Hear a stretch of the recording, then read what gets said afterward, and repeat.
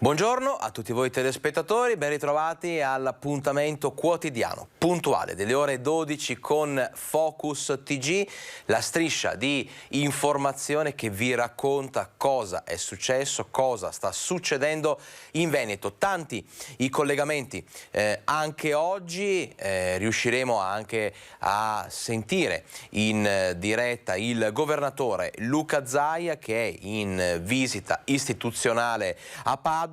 Stiamo cercando di capire se è possibile raccogliere le sue dichiarazioni che arrivano dopo un anniversario importante, quello della giornata di ieri, 2 anni esatti di Covid in Veneto, in Italia, 2 anni che hanno visto, insomma, medici, personale sociosanitario, tutti noi, tutte le categorie economiche, istituzionali, sociali e quant'altro impegnate nel far fronte a un'emergenza di cui fortunatamente adesso si sta vedendo la fine, un'emergenza che noi vi racconteremo proprio nel corso di questo nostro Focus TG. Andremo a ripercorrere le tappe più importanti di questi 2 anni, il racconto con la voce dei protagonisti, di chi c'era, di chi ha vissuto in prima linea le difficoltà, le problematiche, il dolore, ma anche di chi ha seminato la speranza che adesso è cresciuta, rigogliosa e ci permette di guardare al presente e al futuro con una rinnovata serenità. Proprio parlando di Covid e proprio, insomma, cercando di attualizzare il tutto ad oggi, noi andiamo a dare un'occhiata al report giornaliero, il report che ci fornisce Azienda Zero, che è una fotografia di come sta andando l'epidemia in Veneto nelle ultime 24 ore. Allora, se fra poco, a proposito di fotografie, sfoglieremo l'album di questi 2 anni, adesso concentriamoci sul presente, perché il report, che fa riferimento alle variazioni dell'epidemia nelle ultime 24 ore in Veneto, ci racconta di un leggerissimo aumento dei casi positivi. Abbiamo sforato i 6.000 nuovi positivi nelle ultime 24 ore, sforato di poco, 6.037, lo vedete qua in basso. Questa è la cifra che dovete controllare, che dovete guardare, che porta i casi attualmente positivi in Veneto a 69.007 casi di persone che attualmente risultano positive al virus, al Covid. Ora, nelle ultime giornate i dati ci raccontavano di un delta di casi positivi sempre al di sotto dei 6.000 nuovi casi di positività. Adesso abbiamo sforato di poco, ma insomma questi dati raccolgono anche numeri del fine settimana, insomma, quindi siamo ancora diciamo a un report da tarare per quanto possibile. E adesso noi proseguiamo nella nostra tabella, nell'analisi dei numeri che ci fornisce Azienda Zero. Ebbene, come potete vedere, le ospedalizzazioni scendono, quindi nelle ultime 24 ore ci sono state 17 ospedalizzazioni in area non critica in meno, quindi meno 17. Il numero delle terapie intensive resta invariato nelle ultime 24 ore e dobbiamo constatare e riportarvi purtroppo anche il numero dei decessi, 16 nelle ultime appunto 24 ore. Dicevamo, questa è la situazione che riguarda come sta andando l'epidemia in Veneto nelle ultime 24 ore. Sono dati che comunque sono incoraggianti, comunque alla luce di quello che raccontano porteranno il Veneto ad essere zona bianca a partire dal 7 di marzo. Ora, prima di perfezionare, se possibile, perché stiamo, tutto, come si suol dire, il bello della diretta, stiamo cercando di perfezionare il collegamento con il governatore Luca Zaia, che vi ripeto è in visita istituzionale a Padova. Prima di cedere la linea a lui, noi adesso guardiamo un servizio proprio con Luca Zaia, protagonista, che racconta e si racconta all'interno, insomma, di questi 2 anni di Covid. Vediamo. I dati e il modello matematico ci dice che comunque è iniziata questa terza fase della convivenza vera. Questo ci fa dire che comunque pian piano la vivremo sempre più come la nostra influenza. A 2 anni esatti dall'inizio della pandemia per Luca Zaia è arrivato il momento della piena convivenza, una terza fase tutta nuova da aprire con responsabilità, senza mai dimenticare però quello che il Covid ha rappresentato anche per il Veneto. Deve restare negli annali che noi abbiamo e stiamo vivendo una delle più grandi tragedie della storia dell'umanità. Si devono vergognare quelli che banalizzano questo virus. È come andare a protestare in guerra del fatto che ti chiedono perché tu non vuoi entrare nel rifugio antiatomico e prenditi le bombe in testa. Proprio per questo, dopo 2 anni, dice Zaia, è arrivato il tempo dei grazie, soprattutto a chi ha dimostrato responsabilità, la stragrande maggioranza dei veneti. Grazie lo diciamo a tutti coloro che si sono dati da fare per curare i veneti, quindi tutto il mondo della sanità, i medici, gli infermieri, gli OS, gli amministrativi, poi tutto il mondo del volontariato, tutti coloro insomma che hanno lavorato in diverse dimensioni, e poi un ringraziamento di cuore ai veneti che hanno saputo far squadra, e io ne vado orgoglioso. Orgoglio che, ribadisce Zaia, dall'unità di crisi di Marghera, luogo simbolo di questi 2 anni, ha provato guardando in particolare ai più giovani e al loro esempio. I bambini, perché sono stati il mio faro, perché comunque è stata la parte nobile di questa comunità che è sempre stata attenta ad ogni forma di informazione, ma soprattutto ricordiamoci che i bimbi, gli adolescenti sono stati quelli che hanno sofferto di più dell'essere chiusi in casa. Parole precise inoltre sono state spese nei confronti degli operatori dell'informazione, unico argine contro il proliferare delle fake news. Voi dovreste avere tutti l'attestato di inviato di guerra, perché comunque venivate qua, lo voglio ricordare a chi fa tanto il fenomeno, voi venivate qua quando la gente aveva paura di morire. Il grazie da un lato, la consapevolezza dall'altro che la sanità deve cambiare pelle, oggi più che mai. Davanti a un'esperienza come questa, la sanità e il piano di sanità pubblica deve cambiare radicalmente. Con il PNRR il Veneto si doterà di 30 nuovi ospedali di comunità, 99 le case di assistenza per la medicina del territorio, ma il cambio di passo, dice Zaia, deve essere nazionale. Abbiamo capito che dobbiamo lasciare lo spazio di avere più posti letto per abitante, che bisogna investire nei professionisti, nelle assunzioni e negli stipendi. Ora bisogna guardare alla primavera con serenità. Lo stesso allentamento delle misure, sottolinea il Presidente, dovrà però essere certificato dalla scienza. Ai veneti l'appello di sempre. Se vogliamo uscirne dal virus bisogna continuare a pensare che ci sia il virus, ma un po' di attenzione, micro attenzione a testa fa un grande lavoro di squadra. I numeri, le emozioni di questi 2 anni, belle e brutte, raccontate nel prossimo servizio.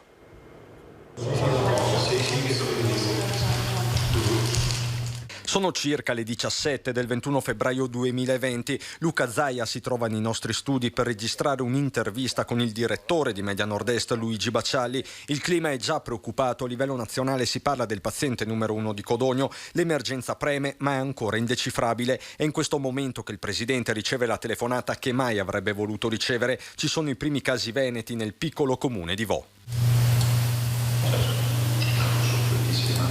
Dalla nostra sede di San Biagio di Callalta, Zaia si muove verso Padova, dove in serata all'ospedale di Schiavonia muore il 77enne Adriano Trevisan. È lui la prima vittima in Italia causata dal Covid. È qui che il Presidente adotta misure drastiche. Quella sera vengono decise 3 cose fondamentali: tamponi a Vo, chiudere Schiavonia e poi mettere le tende riscaldate al di fuori degli ospedali.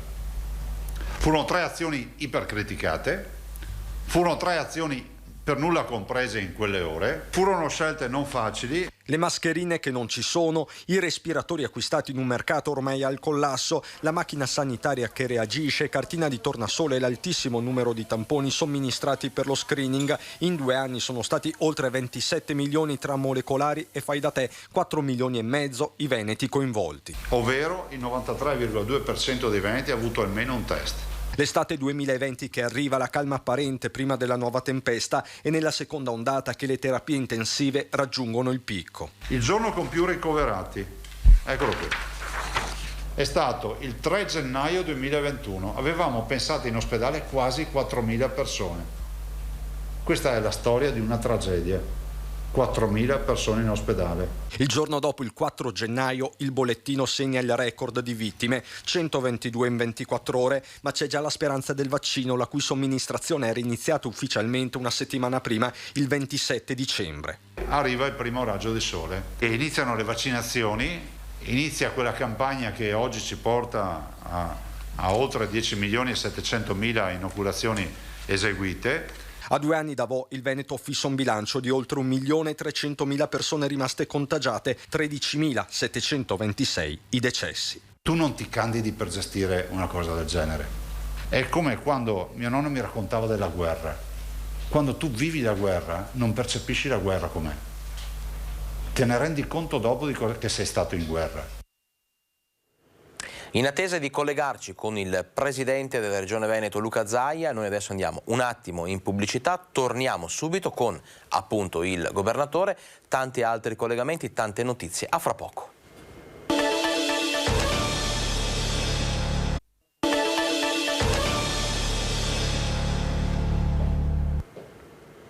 Focus TG, sono le 12:13, siamo pronti per raccontarvi anche, come vi dicevo, dell'intervento di Luca Zaia in visita istituzionale a Padova. Ha parlato, ha rilasciato delle dichiarazioni importanti alla nostra collega Valentina Visentin. Fra pochi secondi ci collegheremo con lei per avere tutte le ultime notizie. Nel frattempo diamo ancora una rapida occhiata al report di Azienda Zero, velocissima perché Valentina è pronta. Allora, giusto per ricapitolare, 6.000 i nuovi contagi rispetto alle ultime 24 ore e, come potete vedere, 17 ospedalizzazioni in meno, le terapie intensive restano invariate.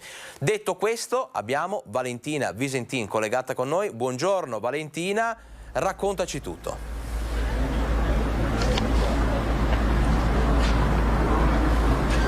Buongiorno Alex, mi trovo nella sede del VIM, l'Istituto di Ricerca Biomedico di Padova, una delle eccellenze per quanto riguarda la ricerca medica nel nostro paese, nel Veneto. Infatti oggi c'è una visita davvero particolare perché è appena entrato pochi minuti fa il governatore del Veneto Luca Zaia, che tra poco visiterà tutti i laboratori di questo istituto di ricerca che proprio l'anno scorso ha compiuto i 25 anni di attività. Una visita insomma tanto voluto dal presidente Zaia, che solo lo scorso dicembre era stato qui per inaugurare i recenti laboratori che seguiranno invece lo studio delle cellule pancreatiche. Oggi i laboratori storici di questo istituto, che ospita 200 ricercatori e 20 gruppi di ricerca all'avanguardia, soprattutto per quanto riguarda il tumore alla prostata. Pensate che 2 anni fa, proprio in piena emergenza pandemica, scoprirono qui in questo istituto le proprietà di un farmaco usato nella terapia contro il tumore alla prostata, che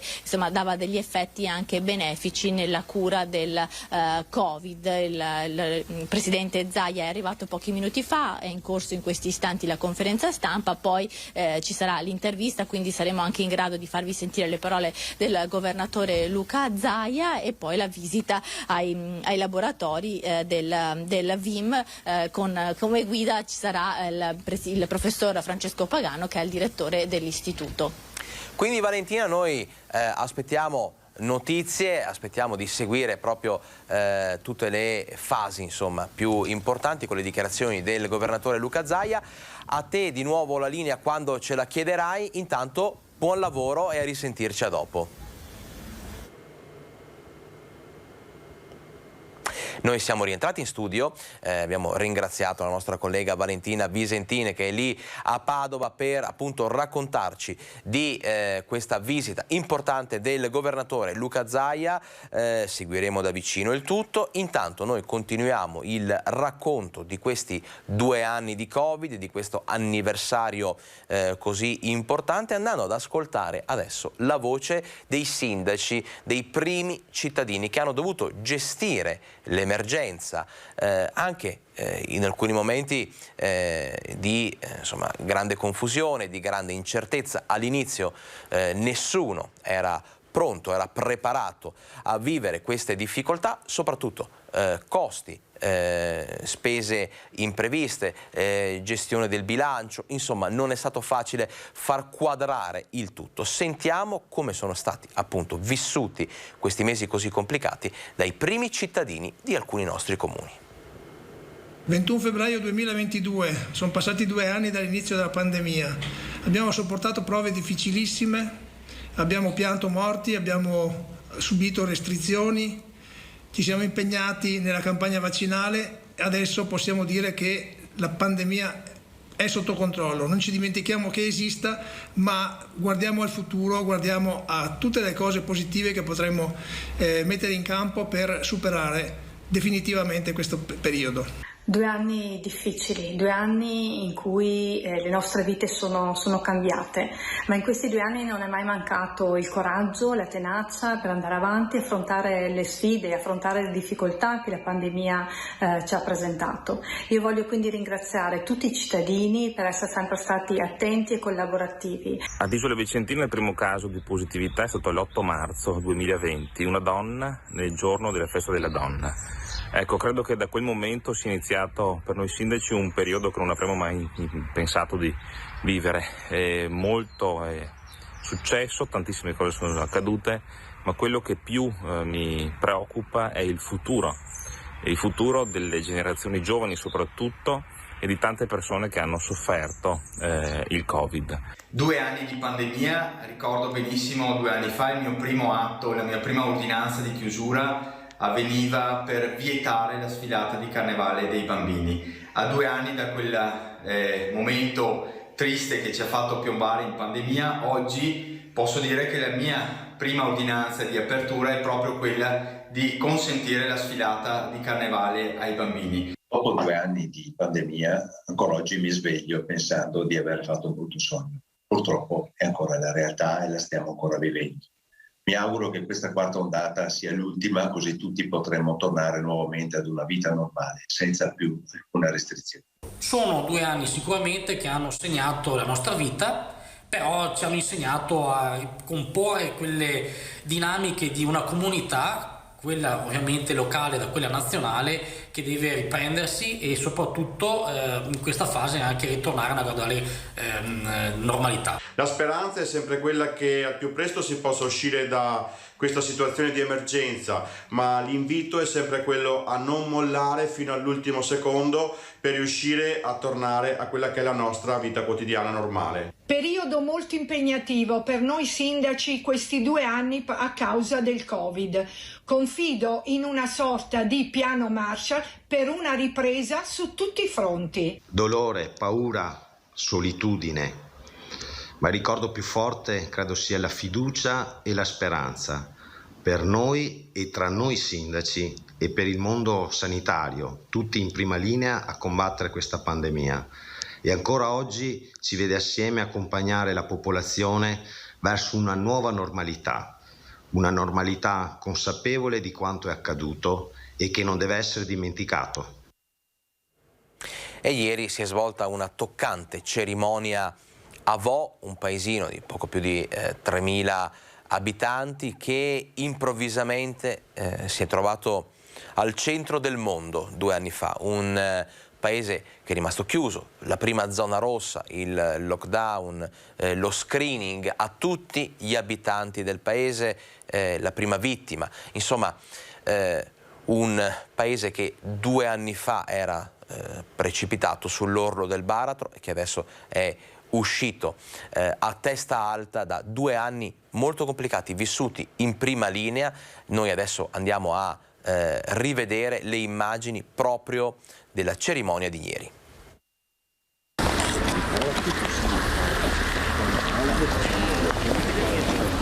Avanza il sindaco Giuliano Martini e porta sulle sue spalle tutti i suoi 3.300 cittadini e in particolare i 2 che sono mancati per primi di coronavirus, Adriano Trevisan, morto giusto 2 anni fa, e Renato Turetta, il suo amico.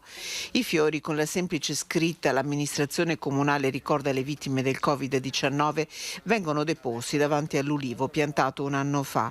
Un timido sole abbraccia tutti mentre la tromba risuona.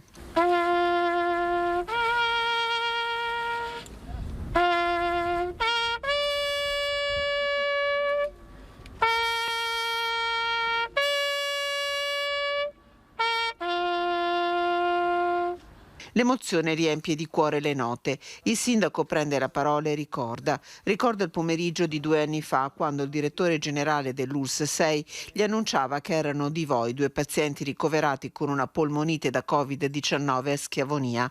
Adriano Trevisan, un cittadino, un padre di famiglia, morirà in poche ore.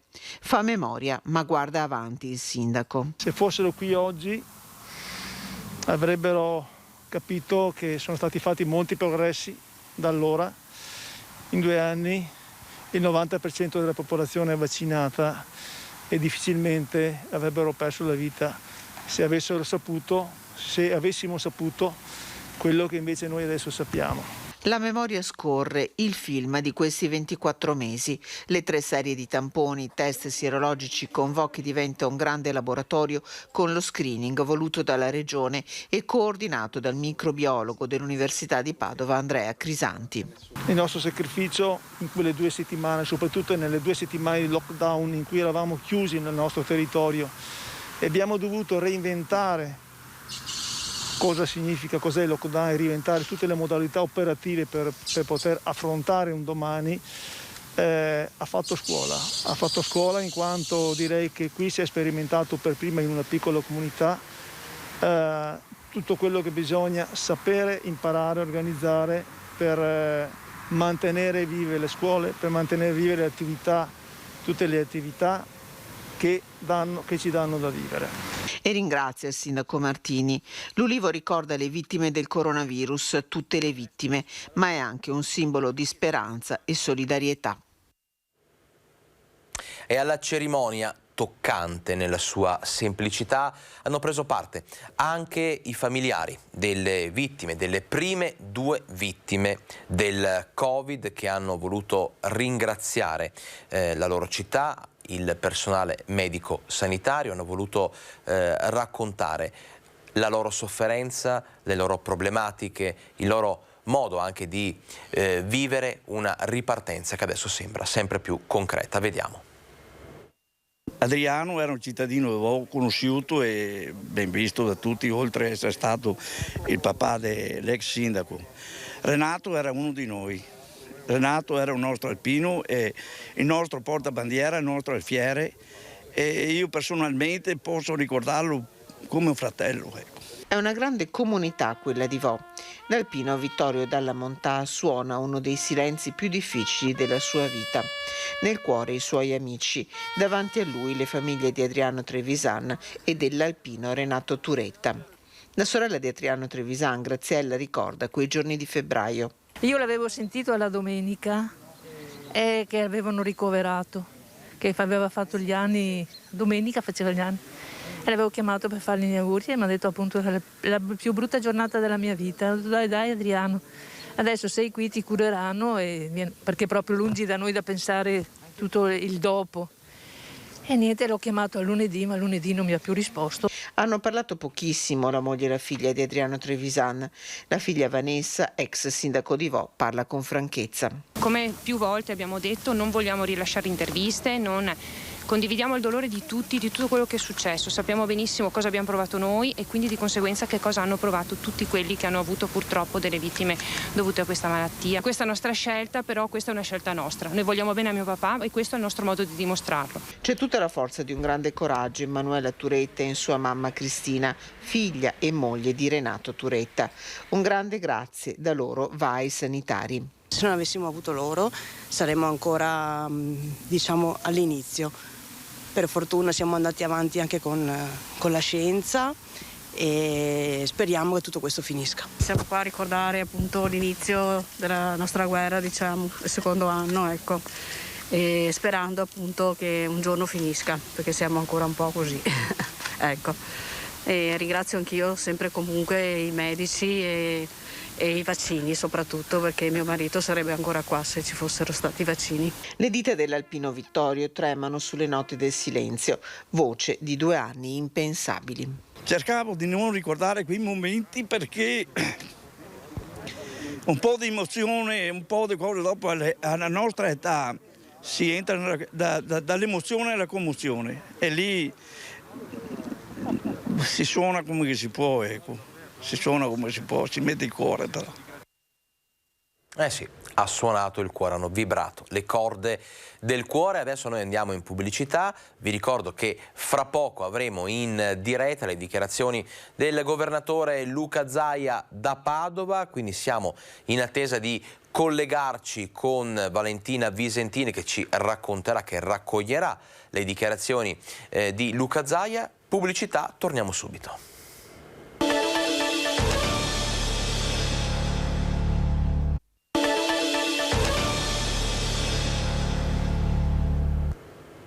– 12:31, siamo in diretta e lo saremo fino alle 13:30, quindi ancora per circa un'ora. Siamo in attesa di collegarci con Padova per ascoltare le dichiarazioni del governatore Luca Zaia. In diretta da noi ci sarà Valentina Visentini, la nostra collega, a raccontarcele e a raccoglierle.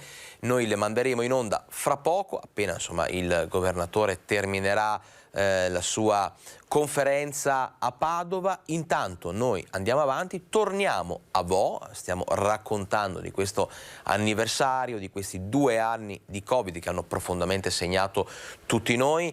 Vo, ve lo dicevo prima, un paesino di poco più di 3.000 abitanti che si è ritrovato improvvisamente 2 anni fa al centro del mondo, colorato di rosso. Prima zona rossa, lockdown generale, chiuso l'ospedale di Schiavonia, insomma un vortice di problematiche, difficoltà, di emozioni forti da cui il paese sta lentamente uscendo. Come, in che modo, lo abbiamo chiesto proprio agli abitanti di Vo.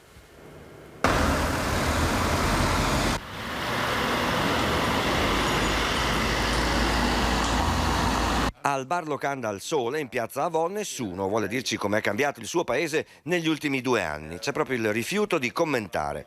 Anche fuori dal locale in molti danno l'impressione di non voler più vedere telecamere in giro per Vo.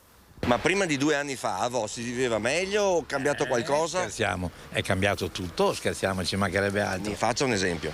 Ad esempio, prima c'era la tranquillità, e invece adesso con tutto quello che è successo, con la famosa sera. Però adesso non è più così. No, adesso siamo più tranquilli, siamo più ragionevoli, si parla, però c'è sempre la tesi, occhio di qua, occhio di là, di stare attenti, di riguardarci, perché è facile prendere questo Covid, e se prendi questo Covid porta sempre delle cose che non vanno bene. Noi che ci ha salvato anche è stato Grisanti, veramente, è stata una persona validissima che ci ha dato delle indicazioni assieme al nostro qua sindaco. Le persone sono un po' cambiate perché non li conosci più, mascherina, questo, quell'altro.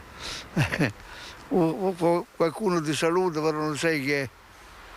E allora uno è rimasto un po' così, ecco, un po' scossi così, però tutto sommato la vita continua.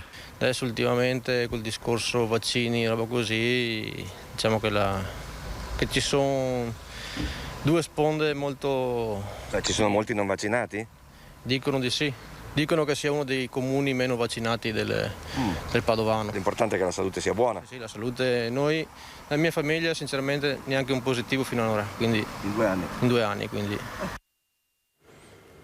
Questo è il racconto degli abitanti di Vo. Noi continuiamo a parlare di questo anniversario, di questi 2 anni complicati, dandovi anche delle buone notizie, insomma. Perché? Perché noi adesso chiedo alla regia di agevolarci, andiamo a vedere come stanno andando le vaccinazioni in Veneto. Monitoraggio della campagna di vaccinazione, sono dati che ci fornisce proprio la regione. Ebbene, nelle ultime 24 ore, anche questo è un report giornaliero che ci viene fornito, sono state inoculate più di 9.000 dosi di vaccino, 9.062, di cui 234 prime dosi, 1.606 seconde dosi, quindi a completare il ciclo vaccinale, e poi oltre 7.000 dosi addizionali, cosiddetta terza dose o booster.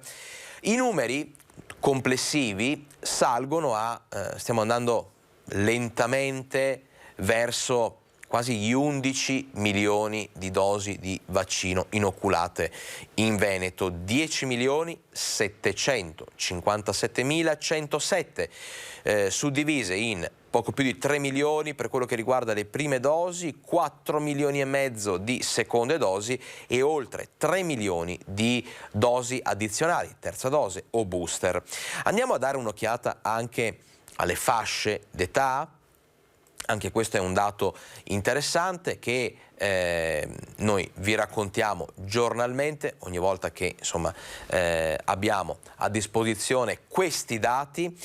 Ebbene, guardate, partiamo sempre dal basso, dalla parte in fondo della tabella, che è quella dedicata alla fascia d'età più giovane, quindi la campagna vaccinale dei bambini, dei ragazzini dai 5 agli 11 anni.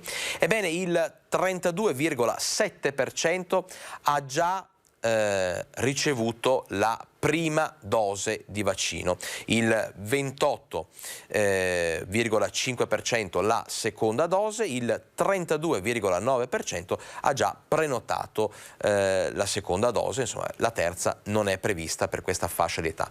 Noi adesso rientriamo in studio perché da Padova c'è movimento, insomma il governatore Luca Zaia ha appena finito la sua conferenza, quindi sta per arrivare al microfono della nostra collega Valentina Visentin. Vediamo che insomma sono gli ultimi momenti. Ecco qua le immagini che la regia puntualmente ci fornisce, insomma il foto di rito, la consegna, e qui adesso c'è la bandiera che tutti noi conosciamo, la bandiera del Veneto. Ebbene, con il Leone di San Marco. Dunque, fra pochissimo saremo in grado proprio di dare la linea a Padova per le dichiarazioni del governatore Luca Zaia. Noi, lasciando magari aperta la finestra, riusciamo a raccontarvi anche di come sta andando la campagna vaccinale nelle altre fasce d'età, perché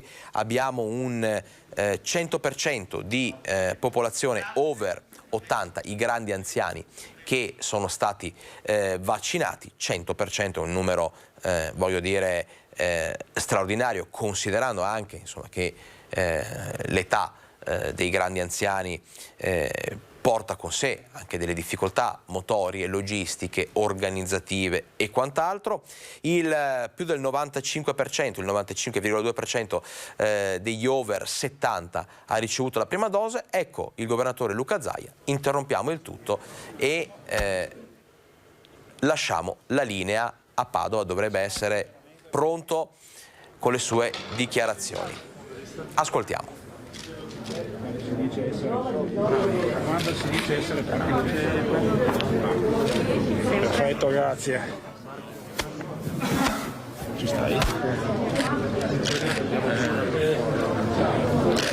Grazie. Adesso vediamo che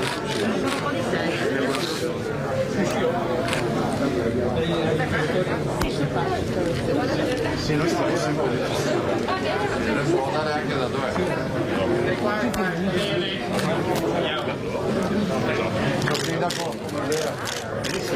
Non rispetto, solo che faccio una foto assieme a te. Però ci proviamo.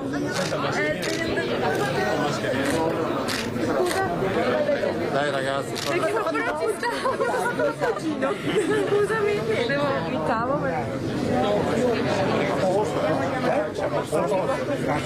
Salutami. Saluto il presidente. Sì, proprio. Un altro magnifico. Presidente,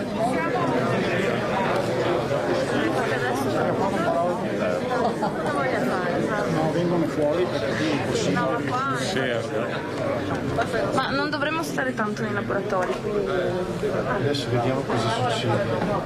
Se facciamo l'intervista, fai con me, solo la visita. Perché posso parlare adesso. E fanno adesso dopo le interviste.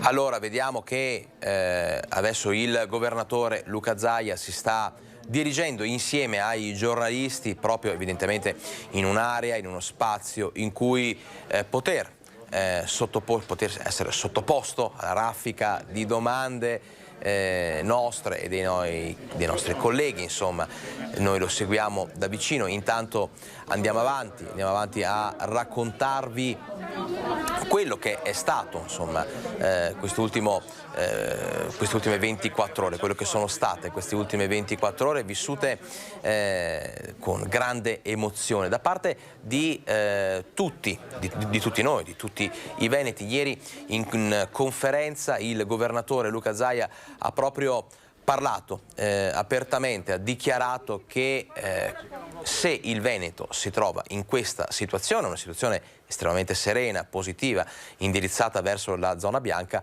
è merito del gioco di squadra, del lavoro di tutti. Adesso lo vediamo attorniato dai microfoni, quindi ridiamo la linea al governatore Luca Zaia.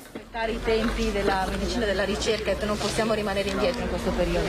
No, dobbiamo rimanere in posizione, essere sempre i numeri uno, visto e considerato che questo è un territorio che fa ricerca, che fa innovazione, e nella sanità si vedono ovviamente i risultati. Si pensi che qui a VIM si costruiscono gli organoidi, no? I cuori in miniatura, intestini in miniatura, si lavora con le cellule staminali, si fanno studi per il tumore alla prostata, per malattie neurodegenerative e molto altro ancora. Questa è sanità che ha una ricaduta reale nella cura dei pazienti. Il professor Pagano ha chiesto la ricerca ha bisogno di finanziamenti per andare avanti perché è un prodotto che serve anche all'economia. Ecco, la Regione che finanziamenti riesce a dare al BIM? Guardi, noi facciamo tutto l'impossibile, nel senso che sulla base di progetti noi ci siamo con BIM e ci siamo anche con altre realtà. Piuttosto direi che questo Paese deve decidere di investire sempre di più in ricerca. Ce lo dimostrano altri paesi che sono molto più innovativi, perché poi dalla ricerca clinica nascono start-up per attrezzature che si usano nella clinica, piuttosto che delle attività, pensate al settore biomedicale e alla farmaceutica. Quindi è fondamentale capire che dalla ricerca poi parte tutto un sistema virtuoso che va anche oltre la cura del paziente. Quali dovrebbero essere le parole d'ordine del piano nazionale di sanità, a suo avviso, che deve migliorare, deve cambiare, ha detto? Il piano di sanità pubblica deve migliorare, deve puntare innanzitutto a un rinnovo radicale del rapporto cittadino-medico nel territorio, nel senso che la medicina territoriale, che è fondamentale, ha fatto un ottimo lavoro, ma dobbiamo implementare ancora di più. Noi apriremo 99 case della comunità e 30 ospedali di comunità col PNRR. Dall'altro investire nei professionisti, remunerarli anche di più, ricordiamolo questo, ma poi guardare al futuro pensando che c'è innovazione, intelligenza artificiale, ricerca. Questi devono essere dei dogmi per l'economia del futuro. Lei ha parlato di fantasia, di una visione del futuro. In quali ambiti in questo momento serve maggiormente avere questo in Veneto? Nella ricerca, nella sanità e anche nel mondo del lavoro? Direi dappertutto, nella vita, se tu vai avanti guardando indietro non procedi. Presidente, a 2 anni dalla pandemia adesso si sta discutendo sul Green Pass, se abolirlo entro il 31 di marzo, lei cosa ne pensa? Guarda, questi sono dibattiti nazionali dai quali mi tengo fuori, anche perché il Green Pass è un tema nazionale. Io vi dico che, ma l'ho già detto in tempi non sospetti un mese fa, che con questi dati la vedrei un po' complicata a rinnovare lo stato di emergenza dopo il 31 marzo, spero si finisca. E questo vorrebbe dire anche che ne siamo usciti, ne stiamo uscendo, è iniziata la fase della convivenza, anche oggi abbiamo 6.000 contagiati e l'ospedale che è in calo, siamo a 1.300 pazienti, direi assolutamente bene. L'ultimo appello delle famiglie, purtroppo dei pazienti ricoverati nelle case di riposo, ancora tante case di riposo negano le visite ai pazienti. Guardate, cosa potete fare? Mandare, che ne so, i controlli, parlare con le USL, cosa potete fare? Noi ne stiamo parlando in più occasioni. Chi si scotta con l'acqua calda poi ha paura anche di quella fredda, perché questo è il vero tema. Le case di riposo sono state martoriate nella prima fase e anche nella seconda ondata. Noi abbiamo fatto tutte le linee guida e soprattutto tutte le circolari affinché i pazienti possano avere la visita dei loro familiari, o meglio gli ospiti possano avere la visita dei loro familiari se hanno un Green Pass o si sono fatti fare un tampone. E direi un invito a tutti i gestori di attuare, di allentare anche perché cura e anche visita. Le visite rappresentano una parte fondamentale della cura. Noi siamo ovviamente a disposizione di tutte le case di riposo per qualsiasi necessità, però sono entità private, autonome, non dipendono dalla regione. Luca Di Cervelli, l'Università di Padova, l'ospedale di Padova ne soffre particolarmente. Come riuscire a trattenere questi talenti che vanno via anche a causa di stipendi che non sono particolarmente interessanti e attrattivi? Però, diciamo due cose. La prima, il movimento dei giovani verso realtà straniere che ha l'Italia è uguale a quello della Germania, quindi facciamo una prima leggenda metropolitana, che da qui se ne vanno tutti i ragazzi e da altre parti no, perché è ormai consuetudine farsi l'esperienza all'estero. Dall'altro io penso che in una riforma seria il mondo della sanità e il mondo della scuola siano due settori, due comparti nei quali dobbiamo pretendere la meritocrazia, applicarla, ma anche modificare gli stipendi. Io come governatore del Veneto non posso aumentare gli stipendi ai miei sanitari, al di là del fatto che non avrei neanche tutte le risorse, ma non lo posso neanche per legge perché sono contratti nazionali. Ci abbiamo provato, ma abbiamo provato anche a assumere i 300 famosi medici laureati e abilitati, e dopo avete visto alla fine abbiamo vinto noi in Corte Costituzionale, ma siamo finiti in Corte Costituzionale. Presidente, quarta dose per i fragili, le indicazioni, il Veneto è pronto? Noi siamo sempre pronti, attenderemo le indicazioni, dopodiché io spero che finisca anche questa storia dei centri vaccinali, delle quinte, seste, settime dosi e si vada all'influenza. Presidente, una domanda di economia. E poi vado. Come guarda la situazione in Ucraina adesso? Con preoccupazione, io spero che alla fine si trovi da quadra. Si sono attivate molte realtà internazionali con questo ruolo di mediazione, di voler fare i mediatori internazionali, e spero vivamente che l'ostinazione e a volte anche la poca lucidità non porti a vedere nascere un nuovo conflitto bellico. Non ne abbiamo bisogno e comunque in generale non li vogliamo vedere. Grazie. Buon lavoro ragazzi.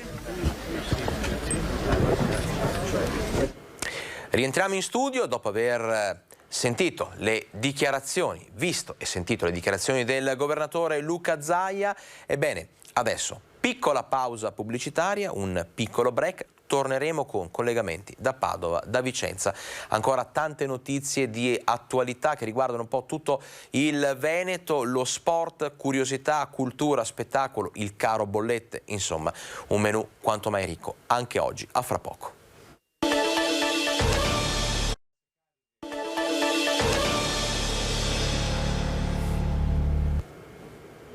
Continuiamo, intanto ben ritrovati a Focus TG, sono le 12:52, siamo in diretta, lo saremo fino alle 13:30, dicevo continuiamo a raccontarvi di questi 2 anni di pandemia, di questo anniversario importante per tutti noi, soprattutto perché insomma è un anniversario che se prima nei mesi scorsi, negli anni scorsi ci faceva paura ricordare, adesso insomma l'ottimismo, la speranza, la fiducia nel futuro sono i sentimenti predominanti un po' in tutti noi, con la speranza che insomma anche la vita quotidiana, la vita normale, quella economica, sociale, nelle scuole, nel volontariato, nelle associazioni, insomma possa effettivamente tornare ad essere quella di prima, insomma, a riavere le caratteristiche della normalità che tanto ci è mancata in questo periodo. Ebbene, ancora 2 servizi per chiudere questa pagina e poi passare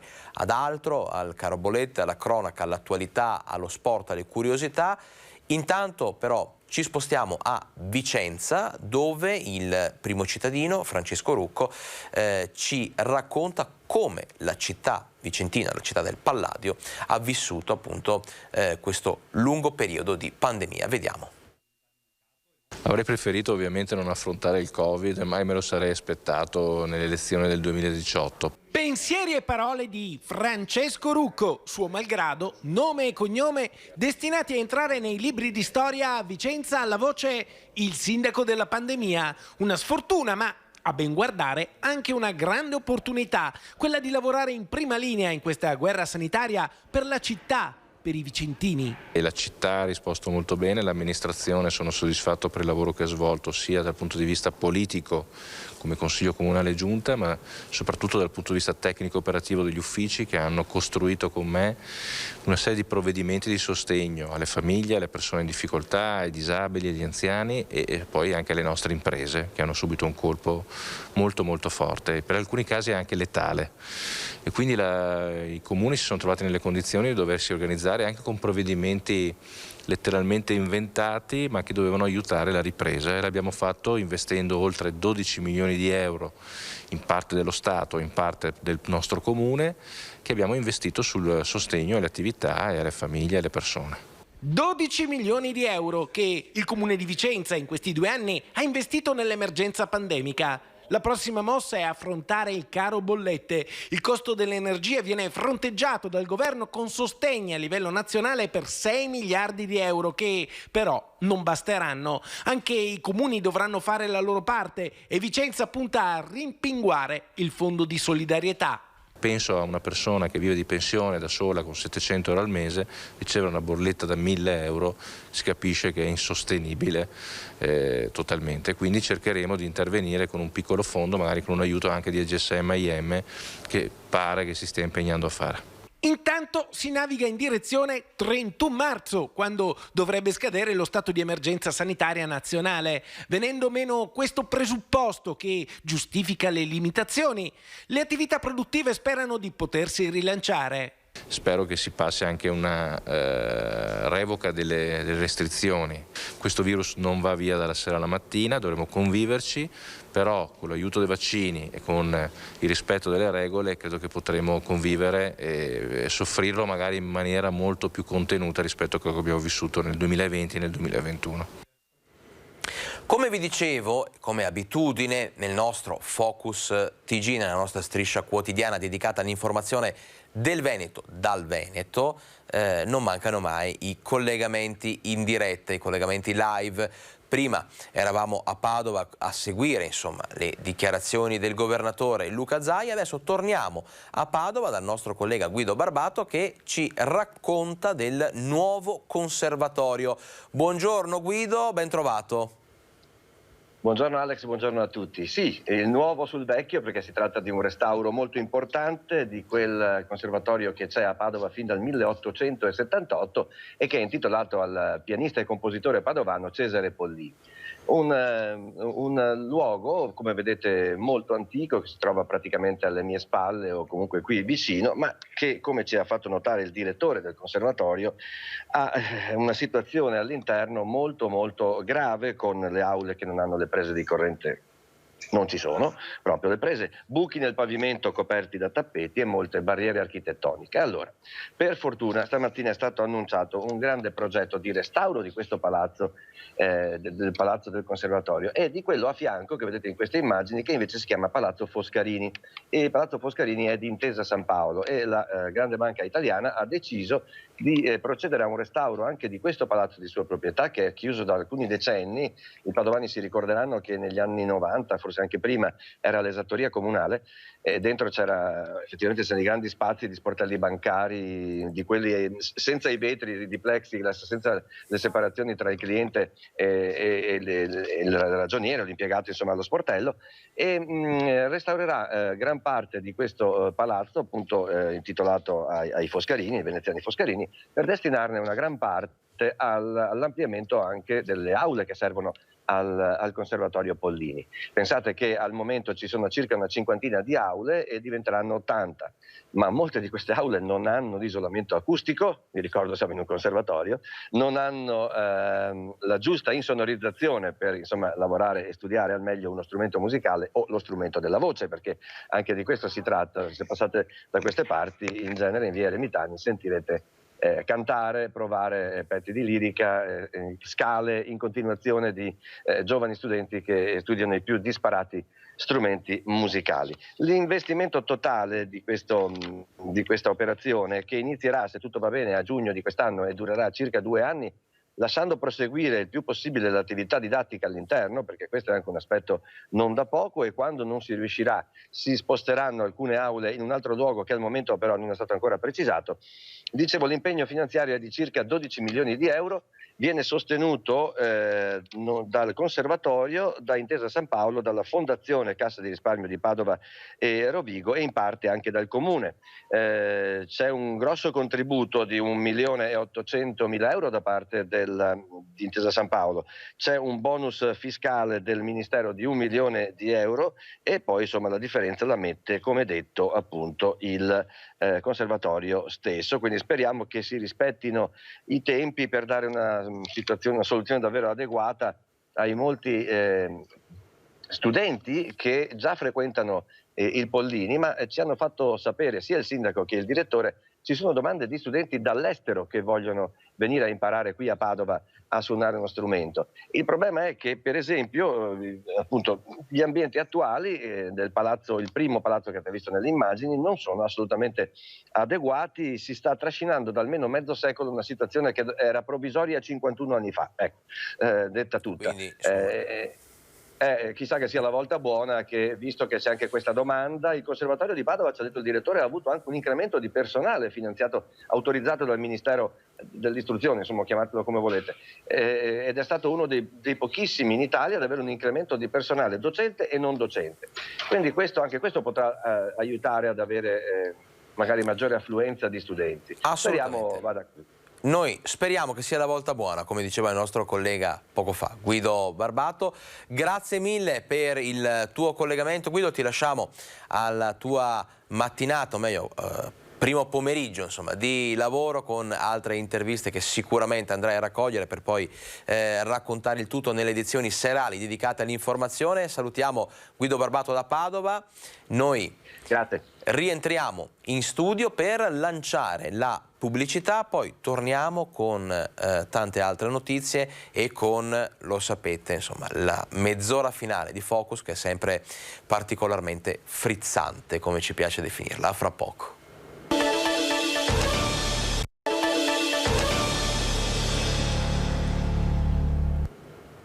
E allora rieccoci qui a Focus TG, sono le 13:05, altri 25 minuti in nostra compagnia per tenervi informati. Abbiamo dedicato gran parte di questa nostra striscia quotidiana odierna dedicata all'informazione del Veneto per ricordare, commemorare, celebrare i 2 anni di Covid. Siamo stati a vo' con i nostri servizi, vi abbiamo portato attraverso la voce dei sindaci, dei protagonisti, di coloro che hanno vissuto in prima linea questi 2 anni così difficili in giro per il nostro territorio. Abbiamo ascoltato le dichiarazioni del presidente Luca Zaia, siamo stati proprio in diretta a Padova per raccontarvi cosa ha detto Zaia anche oggi e poi adesso, insomma, come vi avevo promesso, cambiamo discorso. Prima di farlo abbiamo l'ultimo servizio che chiude un attimo questa lunga, ampia parentesi dedicata all'emergenza epidemiologica di questi ultimi 2 anni, al modo con cui anche ne stiamo progressivamente uscendo. Adesso dobbiamo ascoltare la voce dei vicentini che insomma si dicono fiduciosi e che vivono questo particolare momento storico come effettivamente un periodo di rinascita, di ripartenza. Ascoltiamo. A 2 anni di inizio del Covid, oggi è l'anniversario, siamo usciti da questa pandemia? No. Chissà quanto andremo ancora avanti, purtroppo. Secondo me sì, stiamo migliorando. No, non penso proprio. Non è il momento di tutti liberi, probabilmente bisogna aspettare ancora un po'. Dicono che ormai è finita, siamo abituati, il nostro corpo è abituato. E cosa pensi? Sono abituata, ho già preso il Covid 2 volte, allora sono salva. No, non è finita di sicuro. e chissà quanto andremo avanti. L'emergenza, io penso che adesso l'Omicron è diventato un'influenza, non è più infettabile come era prima che c'era il Delta. Il Green Pass e le limitazioni dello stato d'emergenza vanno tolti o no? Andiamo con la calma, come tutte le cose, siamo prudenti. Dovrebbero essere tolte perché almeno forse la gente si rende più responsabile quando è libero, non quando sono obbligati. È ora di smettere con questo Green Pass che secondo me ha provocato solo un enorme malessere alle persone e si poteva anche fare una cosa diversamente. La maggior parte ormai è vaccinata e con le accortenze usuali, mascherine e cose, secondo me il Green Pass potrebbe essere anche tolto, sì. Conosco tanta gente che non si è vaccinata e fino a che andiamo avanti così, niente. E mi dispiace perché ho tanti anni, quasi 90 anni, e mi seccherebbe partire per il Covid. Secondo me è ora di riaprire tutto e togliere tutto, perché io sono nel mondo del lavoro, vanno in giro.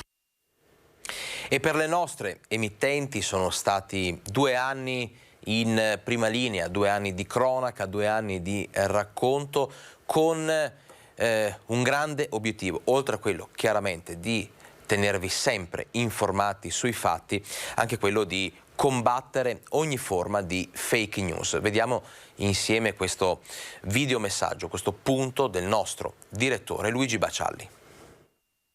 Noi con i nostri editori Giovanni e Filippo Iannacopoulos hanno deciso di andare avanti, di non fare tagli, di non sacrificare gli organici, ed è stata una scelta, devo dire, molto coraggiosa perché rischiavamo l'osso del collo. La scommessa era quella di andare avanti nonostante tutto, di arrivare fino a quando la situazione sarebbe migliorata, cosa che sta accadendo. Da 2 anni in diretta, raccontando la pandemia in tutte le sue sfaccettature sanitaria, economica, sociale, anche psicologica. Questa è la missione del gruppo Media Nord-Est, ribadita dal direttore Luigi Baccialli. Un'informazione libera e pluralista, ma responsabile, perché con la salute non si scherza. Non si può essere imparziali quando c'è di mezzo la salute pubblica. Io ricordo che tanti di noi, tanti di voi hanno contratto il virus, e questo per aver lavorato on the road, per aver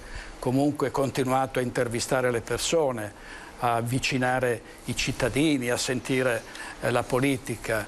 E la scelta è stata quella di andare nella direzione delle vaccinazioni senza esitazioni fin dall'inizio. Ora la nuova fase con Media Nord-Est, pronta ancora una volta a fare la sua parte con rigore e aderenza al territorio. Abbiamo riscoperto anche le piccole cose, il darsi la mano, insomma abbiamo scoperto che cosa vuol dire la libertà, che è un sacro valore inalienabile di cui spesso ci dimentichiamo l'importanza, pensiamo che sia tutto dovuto. Invece arriva il virus e ci mette e ti può mettere in riga e ti può far cambiare la vita, insomma.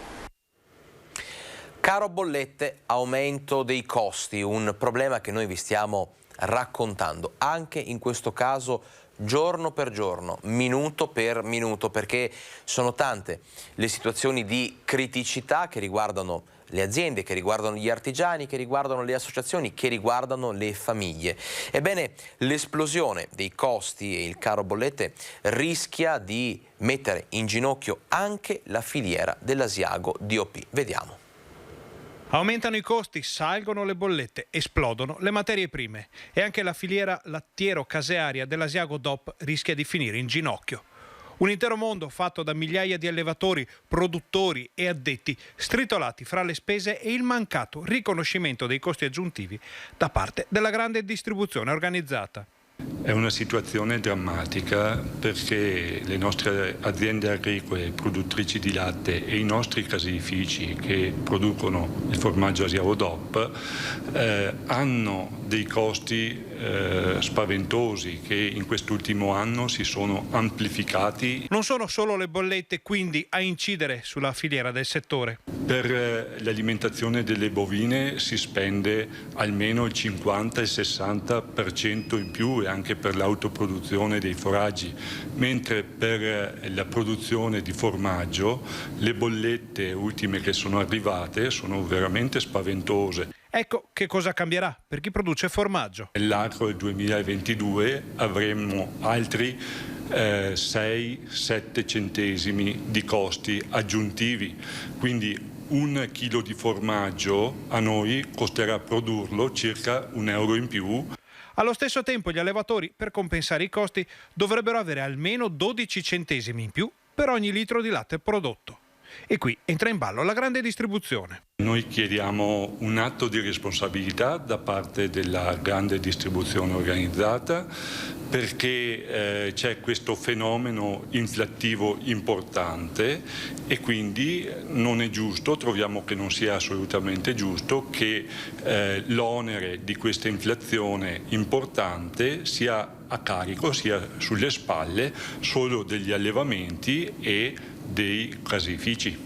La speranza è che questa situazione sia legata solo a una congiuntura e che sia quindi temporanea, ma gli indicatori fanno pensare diversamente. Abbiamo dei dati soprattutto per quel che riguarda altre filiere estere che ci portano a pensare che la situazione si protragga per molto tempo. E come sempre Rete Veneta racconta e riporta la voce dei cittadini, quindi raccogliamo le vostre segnalazioni anche in merito a questo tipo di problematica. Gas e luce alle stelle, cara bolletta, quanto mi costi? Vedete in sovraimpressione il numero WhatsApp della nostra redazione, numero che, al quale potete fare riferimento per segnalarci le vostre problematiche, per raccontarci la vostra difficoltà. Noi, come sempre, siamo dalla parte dei cittadini, dalla parte dei nostri telespettatori e continueremo a parlare di questo problema per sensibilizzare chi di dovere. Adesso, restando in argomento, abbiamo visto la filiera dell'Asiago DOP in difficoltà, ma c'è un altro settore che sta soffrendo molto ed è quello dei ceramisti. Il caro energia sta mettendo in ginocchio anche l'economia del nostro territorio. Noi siamo venuti in uno dei distretti produttivi più importanti di tutta la regione, che è quello della ceramica, per vedere da vicino la situazione e soprattutto numeri alla mano. E siamo venuti a trovare la signora Maria Teresa Maroso, che con la sua azienda dal 1978 produce ceramiche nel Bassanese. Parliamo di costi, di numeri. Quanto spendevate prima e quanto spendete oggi per una bolletta mensile? Allora, la bolletta che noi pagavamo mensilmente era di 850 euro. Adesso noi la dobbiamo pagare 2.550 euro. Un aumento di costi fissi vertiginoso che sta mettendo in ginocchio giorno dopo giorno l'intero settore. Una crisi che forse si poteva prevenire. A maggio dello scorso anno già si sapeva che c'era questo aumento del 40-50% sull'energia e sul gas. Dopo un anno ci troviamo che tutti meravigliati, ma di conseguenza, voglio dire, si doveva pur provvedere in qualche modo per riuscire a calmierare questi prezzi. Perché il nostro paese è fatto di manufatturiero, è fatto di microimprese e le microimprese fanno fatica continuamente a riprendersi, a rialzarsi per ogni crisi che c'è. Microimprese che dopo la crisi del 2008, la pandemia e ora il caro energia rischiano di scomparire. Ora c'è questo innalzamento incontrollabile dei costi delle materie prime. Quale sarà la prossima cosa che dovremo affrontare? Se continuiamo così la chiusura? Ma assolutamente, cioè non è che abbiamo un'altra alternativa di fronte a problematiche di questo tipo. Dobbiamo anche dire che assieme a noi rimarranno a casa le nostre maestranze. Dove andranno a mangiare le famiglie che si troveranno senza lavoro? Comprese noi, naturalmente. Il caso del direttore generale dell'ULSS 7 Pedemontana, Carlo Bramezza, approda anche a Venezia. I consiglieri regionali del PD hanno infatti formalizzato un'interrogazione per chiedere chiarezza, per cercare risposte su quello che sta succedendo ai vertici dell'ULSS 7 Pedemontana. Il caso Bramezza approda a Venezia, a lambire entrambe le sponde del Canal Grande. Il buco da 11 milioni di euro, cui il direttore dell'ULSS 7 Pedemontana dovrà far fronte con beni propri, arriva sia a Palazzo Balbi, sede della Giunta regionale, sia al Ferrofini, casa del Consiglio Veneto. Lo fa grazie a un'interrogazione a risposta immediata presentata dai consiglieri regionali del Partito Democratico Zanoni, Bigon, Camani, Giacomo Possamai e Zottis. Questi, partendo dal caso portato alla luce dalla nostra emittente, ricorda come Bramezza sia stato sottoposto a un procedimento di liquidazione del patrimonio disposto dalla sezione fallimentare del Tribunale di Treviso. Il manager non sarebbe stato in grado di far fronte a un debito di quasi 11 milioni di euro per fideiussioni a seguito del fallimento di una società di cui era socio, che si occupava di appalti, costruzione, lottizzazione, restauro, ristrutturazione, acquisto, vendita e permuta, conduzione, amministrazione e gestione di immobili pubblici e privati.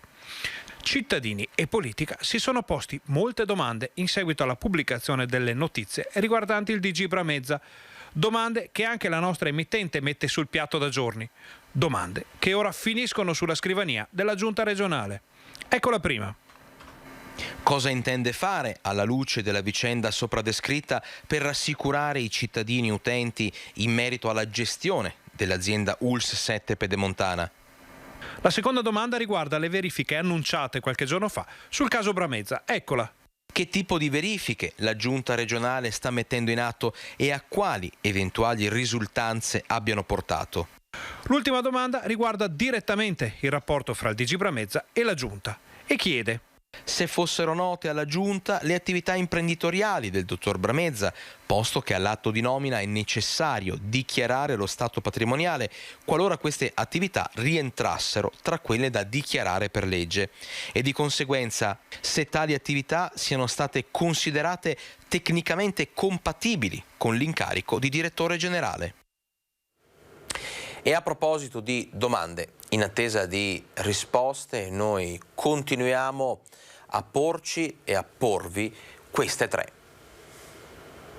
Il buco da 11 milioni di euro cui deve far fronte oggi il direttore dell'ULSS 7 Pedemontana Carlo Bramezza apre una serie di importanti interrogativi.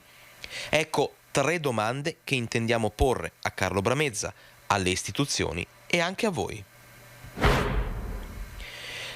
È opportuno che una persona in stato di definitiva incapacità di adempiere alle proprie obbligazioni per quasi 11 milioni di euro rimanga alla guida di un'azienda sanitaria pubblica che gestisce un bilancio di circa 700 milioni di euro l'anno? È opportuno che una persona che nella sua carriera ha sempre ricoperto da 21 anni posti di lavoro pubblici si faccia garante per operazioni immobiliari private per la cifra di quasi 11 milioni di euro? È opportuno che una persona che percepisce uno stipendio annuo di circa 90.000 euro abbia garantito con fideiussione 11 milioni di euro, ovvero un importo che ora potrebbe rimborsare solo lavorando 600 anni? Attendiamo risposte. I nostri microfoni sono sempre aperti per tutti. Adesso ci spostiamo, cambiamo completamente argomento, ci spostiamo a Romano de Zellino, un comune sempre più ecosostenibile, sempre più plastic free, a partire proprio dalle scuole. Romano de Zellino sempre più plastic free, un progetto dalle sfumature green, quello iniziato dall'amministrazione comunale 4 anni fa, che oggi si concentra nelle scuole. Dopo aver consegnato circa 1000 borracce in acciaio agli alunni, ora installati 10 distributori d'acqua. andando a sollecitare un riutilizzo di quelli che sono strumenti come queste borracce nell'utilizzo dell'acqua, l'acqua del sindaco, quindi l'acqua del rubinetto, che nelle nostre scuole verrà erogata con dei distributori che debatterizzeranno tutto il rifiuto. Il nostro progetto è quello di arrivare ad avere tutti gli edifici pubblici con dei distributori d'acqua che permettano il riutilizzo di queste borracce, ma soprattutto quello di sensibilizzare tutta la popolazione a un minor utilizzo della plastica, che sappiamo bene è uno dei principali inquinanti, di conseguenza uno dei pesi che peserà sulle future generazioni. Un progetto che equivale ad un risparmio ambientale di circa 7 tonnellate di plastica all'anno. Da lunedì 7 marzo chiediamo un grande contributo alle famiglie dei nostri alunni, sarà quello di ricordare ai bambini di portarsi la borraccia da casa ogni giorno, riempita d'acqua, per poi poterla riempire attraverso gli erogatori che abbiamo installato. Quindi anche nella mensa della primaria non saranno più consegnate le bottigliette di plastica in grande numero, in grande quantità, con una produzione anche di rifiuti, quindi di plastica elevato, ma verranno utilizzate le borracce in acciaio. Installazione di 10 distributori possibile grazie ad una sinergia tra pubblico e privato. Si parte da piccoli per poi avere la garanzia che le buone pratiche possono essere portate avanti anche nel futuro, quando si è adulti, e poi riportata sempre alle nuove generazioni. C'è bisogno di sostenibilità ambientale, c'è bisogno di capirla e farla propria fin da piccoli per poi poterla portare avanti.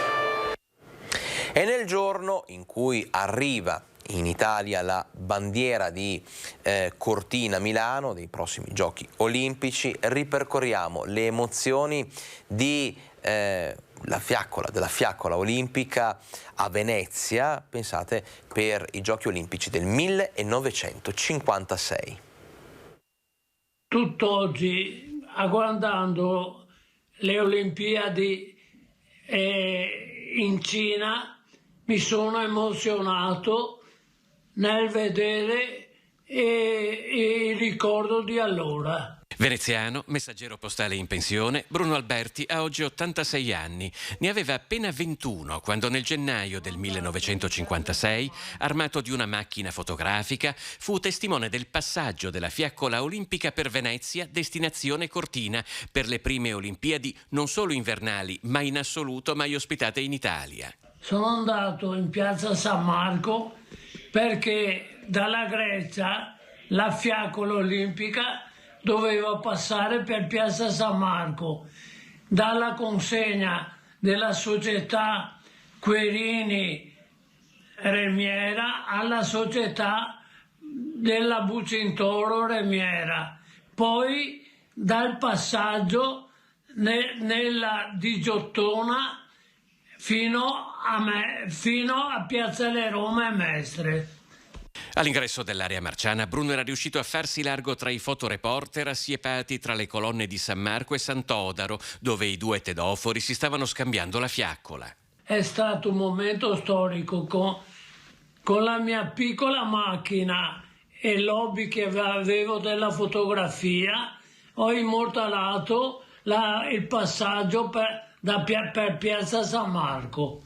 In queste ore la bandiera olimpica è arrivata in Italia dalla Cina, dove si sono concluse le gare dell'ultima edizione, ma sarà nel 2026, a 70 anni esatti da quel primo passaggio in piazza San Marco, che la fiaccola rifarà capolino a Venezia. Adesso la fiaccola passerà nuovamente per andare a Cortina nel 2026. Speriamo di essere ancora in forma.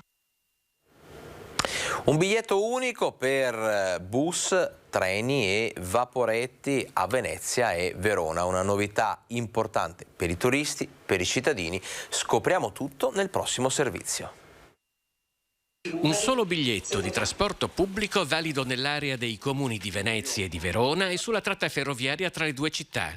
Da oggi esiste. Il Venezia-Verona Daily Pass costa €39,50, vale 24 ore e soprattutto è il primo esempio di biglietto unico integrato per il trasporto pubblico locale. Il biglietto unico è sempre stata una delle grandi partite che il Presidente Zaia voleva che attuassimo, e finalmente siamo arrivati a qualcosa di concreto, perché parlare di biglietto unico è semplice, realizzarlo è difficile perché vuol dire mettere insieme aziende, mettere insieme software, mettere insieme anche normative diverse tra le diverse modalità di trasporto. Venezia e Verona non sono solo i due comuni più popolati del Veneto, ma anche le due città che da sole valgono l'80% del turismo in Veneto, già di suo la regione col maggior numero di presenze in Italia. È una sperimentazione, verrà allargata sicuramente a tutto il Veneto, dopo che abbiamo un po' verificato tutte le cose da mettere a posto, e poi c'è l'ulteriore questione che è legata al contributo d'accesso per entrare a Venezia, per dividere i flussi del centro storico.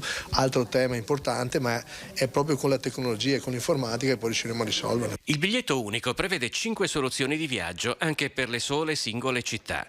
L'obiettivo è di spostare le abitudini di chi viaggia dall'uso del mezzo privato all'uso del mezzo pubblico, visto che l'autostrada Venezia-Verona ha raggiunto un livello di saturazione che va dal 70 al 100%, quindi critico. Il trasporto su gomma, quando diventa saturo, non è un vantaggio neanche per chi gestisce il trasporto su gomma. Quindi creare un'intermodalità che va dalla gomma alla rotaia alla bicicletta. Abbiamo centinaia di chilometri di piste ciclabili che interconnettono i nostri territori, che sono bellissime da fare in bicicletta, e in quella direzione va anche ovviamente la metropolitana di superficie. Il progetto durerà inizialmente 6 mesi, nel corso dei quali studiarne gli sviluppi. Nel futuro c'è già la volontà della Regione di aggiungere altre province, con l'obiettivo finale di una soluzione regionale. E adesso ci spostiamo ad Orgiano, nella casa di riposo San Giuseppe, per delle immagini che sono davvero così tenere, belle da vedere, da raccontare, perché si festeggia il carnevale tra gli ospiti.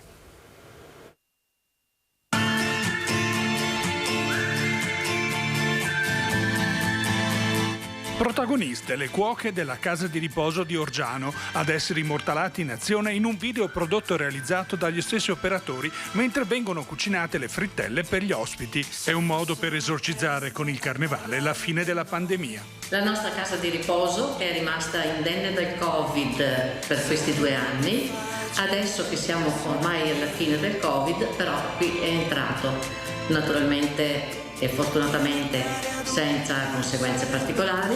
Abbiamo pensato di continuare a seguire le nostre attività programmate come gli scorsi anni per il carnevale, e sono state preparate le frittelle che i nostri ospiti hanno gustato molto volentieri, fatte dalle nostre brave cuoche. Spazio dunque alla musica e alle immagini scelte al San Giuseppe. Le espressioni soddisfatte dei nonni di Orgiano non hanno bisogno di altri commenti. Parole senza mistero, allegre ma non troppo. Metti un po' di musica leggera nel silenzio assordante, per non cadere dentro al buco nero. Immagini che mettono sicuramente il buon umore. Prima di salutarci, perché siamo arrivati alla fine di questa edizione odierna di Focus TG, io vi ricordo che dal 9 marzo scatterà un nuovo passaggio verso la televisione digitale. In Veneto le 3 emittenti del gruppo Media Nord-Est si ricollocheranno in una posizione sul telecomando completamente nuova. Antenna 3 sarà visibile sul canale 10, Rete Veneta sul canale 14 e TNE Telenord-Est sul canale 18. Per continuare a seguire l'informazione di Antenna 3, Rete Veneta e Telenord-Est, quindi sarà importante e sufficiente risintonizzare il televisore, seguire le nostre emittenti sui nuovi canali, il 10 per Antenna 3, il 14 per Rete Veneta e il 18 per Telenord-Est. È davvero tutto, non mi resta che augurarvi un buon pomeriggio e buon pranzo per chi è ancora seduto a tavola. L'appuntamento è a domani, sempre puntuali alle ore 12 con Focus TG.